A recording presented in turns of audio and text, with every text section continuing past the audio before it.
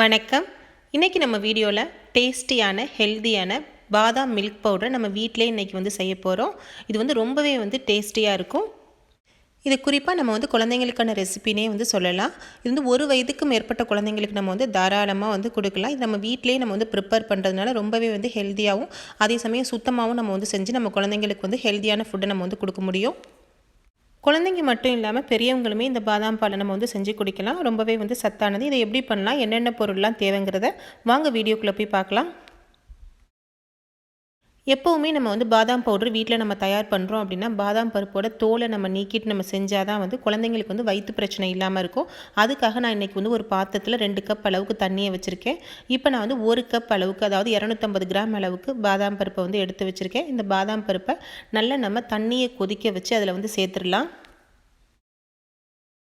நம்ம வச்ச தண்ணி நல்லாவே கொதிச்சு வர ஆரம்பிச்சிருச்சு. இந்த டைமில் நம்ம எடுத்து வச்ச 1 கப் பாதாம் பருப்பை நம்ம இதில் சேர்த்துட்டு ஒரு 2 நிமிஷத்துக்கு மட்டும் நீங்கள் வச்சுருங்க. வச்சுட்டு நம்ம ஸ்டவ்வை ஆஃப் பண்ணிடலாம்.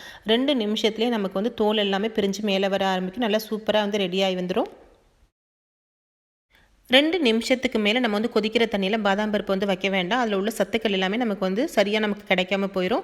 இப்போ நமக்கு 2 நிமிஷத்துலேயே நம்ம பாதாம் பருப்பை எடுத்து பார்த்தோம் அப்படின்னா இந்த மாதிரி தோல் நல்லா வெந்துடும். இதை நம்ம அடுப்பை ஆஃப் பண்ணிவிட்டு தண்ணி எல்லாமே இருத்துட்டு இதை நார்மல் வாட்டருக்கு நம்ம மாற்றிடலாம்.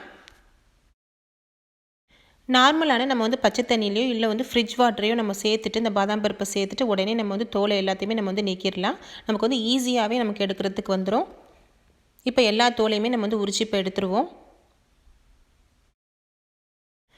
பாதாம் பருப்பில் உள்ள தோல் எல்லாத்தையுமே நம்ம எடுத்தாச்சு. இப்போ நம்ம ஒரு காட்டன் துணியிலையோ இல்லை ஒரு டிஷ்யூ பேப்பரையோ எடுத்து இந்த மாதிரி நம்ம மேலே ஒத்தி எடுத்துட்டோம் அப்படின்னா அதில் உள்ள ஈரங்கள் எல்லாமே போயிடும்.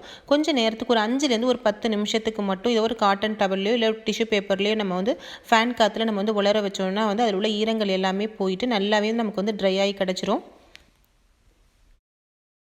10 நிமிஷம் ஆயிடுச்சு. நம்ம உலர வச்ச பாதாம் பருப்பு நல்லாவே ட்ரை ஆகி வந்துருச்சு. இதை நம்ம ஒரு பேனை வச்சுட்டு நம்ம ட்ரை ரோஸ்ட் பண்ணி எடுக்க போகிறோம். நம்ம ட்ரை ரோஸ்ட் பண்ணுறதுக்கு ஒரு 5லேருந்து 10 நிமிஷம் தான் ஆகும். நம்ம மீடியம் ஃப்ளேமில் வச்சுட்டு நல்லா ஈவனாக நீங்கள் ரோஸ்ட் பண்ணி எடுத்துக்கோங்க. பாதாம் பருப்போட மேல் பகுதி எல்லாமே செவந்து நல்லா ரோஸ்ட் ஆகி வந்துட்டுருக்கு. இந்த டைமில் நம்ம ஸ்டவ்வை ஆஃப் பண்ணிவிட்டு இதை எடுத்து நம்ம பிளேட்டுக்கு மாற்றிடுவோம். ட்ரை ரோஸ்ட் பண்ண எல்லா ஆல்மண்டையுமே நம்ம பிளேட்டுக்கு இப்போ மாற்றியாச்சு. அடுத்ததாக 1/2 கப் அளவுக்கு முந்திரி பருப்பை எடுத்து வச்சுருக்கேன். இது ஆப்ஷனல் தான். நம்ம வேணும்னா நம்ம சேர்த்துக்கலாம். இல்லை பாதாம் பருப்பை மட்டுமே நம்ம ரோஸ்ட் பண்ணி பொடி பண்ணிக்கலாம். நம்ம முந்திரி பருப்பையும் சேர்த்து செஞ்சோம் அப்படின்னா கொஞ்சம் நல்லாவே டேஸ்ட் நல்லாயிருக்கும். இது கூடவே வாசத்துக்காக ஒரு 5 ஏலக்காய் சேர்த்துக்கிறேன். உங்களுடைய ஃப்ளேவருக்கு தகுந்த மாதிரி நீங்கள் ஏலக்காய் கூட குறைச்சி சேர்த்துக்கோங்க. இதில் எல்லாமே உங்களுடைய விருப்பத்துக்கு தகுந்த மாதிரி தான். சரியான அளவில் தான் நம்ம சொல்ல முடியாது. நமக்கு எந்த அளவுக்கு டேஸ்ட் தேவையோ அதுக்கு தகுந்த மாதிரி நீங்கள் கூட குறைச்சி சேர்த்துக்கோங்க. இப்போ நல்லாவே முந்திரி பருப்பு ரோஸ்ட் ஆகி வந்துருச்சு. இதையும் நம்ம எடுத்து பிளேட்டுக்கு மாற்றி வச்சிடலாம். அடுத்ததாக நம்ம பாதாம் பவுட்ரு கூட சேர்க்கறதுக்காக ஜாதிக்காய் பொடியை நம்ம சேர்க்க போகிறோம். இன்றைக்கி முழு ஜாதிக்காவை இந்த கேரட் துருவில கட்டையில் நம்ம இதை கொஞ்சம் கொஞ்சமாக துருவி 1 டீஸ்பூன் அளவுக்கு மட்டும் எடுத்துக்குவோம். இந்த மாதிரி நம்ம கேரட் துருவில கட்டையை எடுத்து நம்ம திருவி எடுத்துக்கோங்க. 1 டீஸ்பூன் அளவுக்கு ஜாதிக்காய் பொடியை எடுத்தாச்சு. இது கூடவே 1 டீஸ்பூன் அளவுக்கு மஞ்சள் பொடியை நம்ம சேர்த்துக்கலாம்.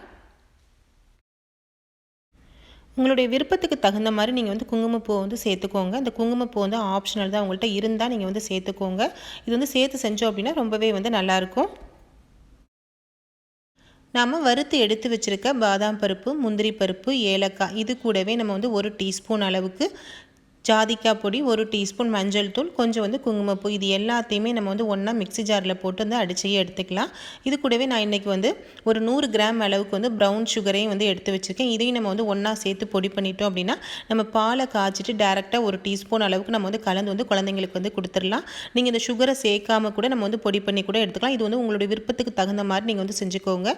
இப்போ நான் எடுத்து வச்ச எல்லா பொருளையுமே நம்ம மிக்ஸி ஜாரில் போட்டு அடித்து எடுத்தாச்சு. இதை நீங்கள் அடிக்கிறப்ப பல்ஸில் போட்டு கொஞ்சம் அடித்து எடுத்துக்கோங்க. ரொம்ப நம்ம நைஸாக அடிச்சிட்டோம் அப்படின்னா கொஞ்சம் எண்ணெய் பிசுபிசுப்பு தன்மை வர மாதிரி இருக்கும். அதனால் கொஞ்சம் குறைப்பாக நம்ம அரைச்சி எடுத்துக்கோங்க. இப்போ சூப்பராக ஹெல்த்தியான பாதாம் பருப்பு பொடியை நம்ம வீட்டிலே ரெடி பண்ணிட்டோம். நாம் பொடி பண்ணி எடுத்து வச்சுருக்க பாதாம் பருப்பு பொடியை நம்ம வந்து ஒரு டம்ளருக்கு வந்து 1 ஸ்பூன் அளவுக்கு வந்து நமக்கு வந்து கரெக்டான அளவில் இருக்கும். இப்போ நம்ம வந்து பாதாம் பொடியை நம்ம சேர்த்துட்டு கூடவே நல்லா கொதிக்க வச்ச பாலை நம்ம இது கூட வந்து கலந்துக்கலாம். நீங்கள் ஒரு வேளை நீங்கள் பால் காய்ச்சிறப்பவே கூடவே வந்து நம்ம இந்த பொடியை சேர்த்தும் நம்ம வந்து கலந்து கூட காய்ச்சலாம். இல்லை நம்ம டைரெக்டாக இந்த மாதிரி நம்ம கொடுக்கணுன்னாலும் கொடுக்கலாம். உங்களுடைய விருப்பத்துக்கு தகுந்த மாதிரி நீங்கள் செஞ்சுக்கோங்க. லாஸ்ட்டாக நான் வந்து கொஞ்சமாக வந்து பாதாம் பருப்பை வந்து இதில் வந்து சேர்த்துக்கிறேன். இந்த பாதாம் பருப்பு பொடி கூட நம்ம வந்து சுகரையும் சேர்த்து நம்ம வந்து அடிச்சிருக்கிறதுனால நம்ம வந்து சுகரை வந்து மறுபடியும் ஆட் பண்ணணும்னு அவசியம் இல்லை. நம்ம டேரெக்டாக ஒரு டம்ளர் பாலை காய்ச்சி 1 ஸ்பூன் அளவுக்கு நம்ம பொடியை கலந்து குழந்தைங்களுக்கு வந்து ரொம்பவே வந்து ஈஸியாக கொடுத்துடலாம். ரொம்ப டேஸ்ட்டாக அதே சமயம் வந்து ஹெல்த்தியான ரெசிபியும் கூட ட்ரை பண்ணி பாருங்கள். ஃப்ரெண்ட்ஸ், உங்களுக்கு இந்த வீடியோ பிடிச்சிருந்துச்சுன்னா லைக் பண்ணுங்கள், உங்கள் நண்பர்களுக்கெல்லாம் ஷேர் பண்ணுங்கள். கூடவே நம்ம சேனலை மறக்காமல் சப்ஸ்கிரைப் பண்ணிக்கோங்க. தேங்க்யூ.